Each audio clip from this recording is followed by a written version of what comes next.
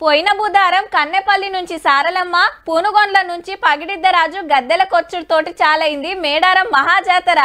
తెల్లారి చిలకలగుట్ట నుంచి సమ్మక్క తల్లి గద్దెకొచ్చింది.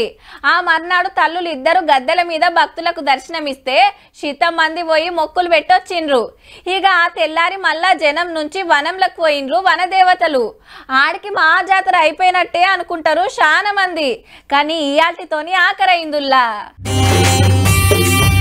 మేడారంలా తిరుగువారం మా సంబరంగా చేసిండ్రు పూజారులు. అమ్మవార్లు వనప్రవేశం చేసినాక వచ్చే తొలుత బుధారం నాడు తిరుగువారం చేస్తారు.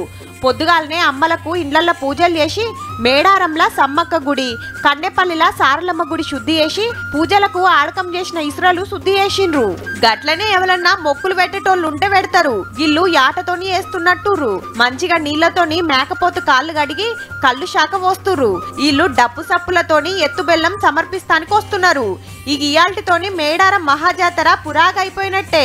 తమ తమ ఇళ్లలో ప్రత్యేకంగా పూజలు నిర్వహించిన తర్వాత గుడిని శుద్ధి చేసి మళ్ళీ అమ్మవారికి పసుపు కుంకుమ చీర సారా పెట్టి మొక్కులు పెట్టేది ఉంటే మొక్కులు పెట్టుకొని జాతరను ముగిస్తాం. ఆఖరినాడు సుత అమ్మలకు మొక్కులు పెడతానికి బగ్గనే వచ్చిండ్రు భక్తులు. ఇక రేపటికెళ్ళి మళ్ళా మినీ జాతర వచ్చేదాకా అన్ని ఊర్ల లెక్కనే మేడారం సుత. బేస్తారం సంధి గల్లెలేంచుడు చాలైతది. 512 గల్లెలు లెక్క పెడతానికి ఎన్ని రోజులు పడుతుందో, ఎంత పైకం లెక్క తేలుతుందో మరి.